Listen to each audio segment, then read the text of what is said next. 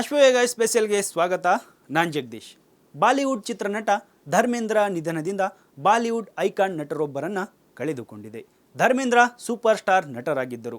ತಮ್ಮ ಸೌಂದರ್ಯ ಹಾಗೂ ಉತ್ತಮ ನಟನೆಯಿಂದ ಅತಿ ಕಡಿಮೆ ಸಮಯದಲ್ಲಿ ಹೆಚ್ಚಿನ ಅಭಿಮಾನಿಗಳನ್ನು ಗಳಿಸಿದ್ದರು. ಆದರೆ ಅತಿಯಾಗಿ ಮದ್ಯಪಾನ ಮಾಡುತ್ತಿದ್ದ ನಟ ತಮ್ಮ ದೀರ್ಘಕಾಲದ ನಂಟಿನ ಬಗ್ಗೆಯೂ ಹೇಳಿಕೊಂಡಿದ್ದರು. ಜೊತೆಗೆ ಮದ್ಯಪಾನದಿಂದ 8 ವರ್ಷ ದೂರವಾಗಿದ್ದರ ಬಗ್ಗೆಯೂ ಸಂದರ್ಶನವೊಂದರಲ್ಲಿ ತಾವೇ ಹೇಳಿಕೊಂಡಿದ್ದರು.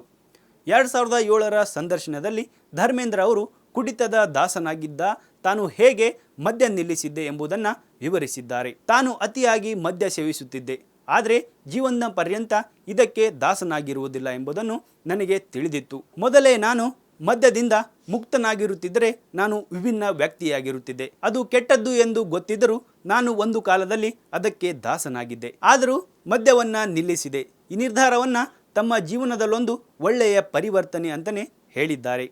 ತಮ್ಮ ಜೀವನದಲ್ಲಿ ಯಾರಿಗೂ ಕೇಡು ಬಯಸದ ನಟ ಖುಷಿಯಾದ ಜೀವನ ನಡೆಸುವುದಕ್ಕೆ ಆದ್ಯತೆ ನೀಡುತ್ತಿದ್ದರು.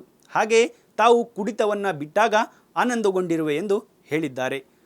ಶರಾಬು ಕುಡಿತಿದ್ದ ವೇಳೆ ನನ್ನಿಂದ ನಾನು ದೂರವಾಗಿದ್ದೆ.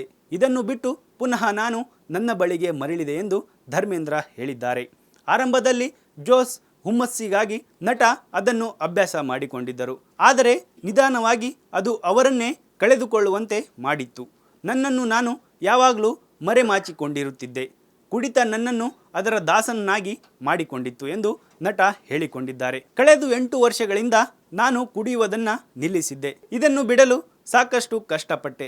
ಈ ಹಿಂದೆ ಕೂಡ ಕುಡಿತ ಬಿಡಲು ಸಾಕಷ್ಟು ಪ್ರಯತ್ನಿಸಿದ್ದೆ. ಆದರೆ ಮಧ್ಯದಲ್ಲಿ ಚಟಕ್ಕೆ ಮತ್ತೆ ಮರಳುತ್ತಿದ್ದೆ. ಈ ಬಾರಿ ಮಾತ್ರ ದೃಢ ಸಂಕಲ್ಪದಿಂದ ಸಮಚಿತ್ತದಿಂದ ಇದ್ದೆ ಎಂದು ಧರ್ಮೇಂದ್ರ ತಿಳಿಸಿದ್ದಾರೆ. ಇದಾಗಿತ್ತು ಇವತ್ತಿನ ಅಶ್ವವೇಗ ಸ್ಪೆಷಲ್. ಈ ಥರದ ಸ್ಪೆಷಲ್ ವಿಡಿಯೋಗಳಿಗಾಗಿ ನಮ್ಮ ಅಶ್ವವೇಗ ಸ್ಪೆಷಲನ್ನು ಫಾಲೋ ಮಾಡಿ, ಶೇರ್ ಮಾಡಿ, ಸಬ್ಸ್ಕ್ರೈಬ್ ಮಾಡಿ.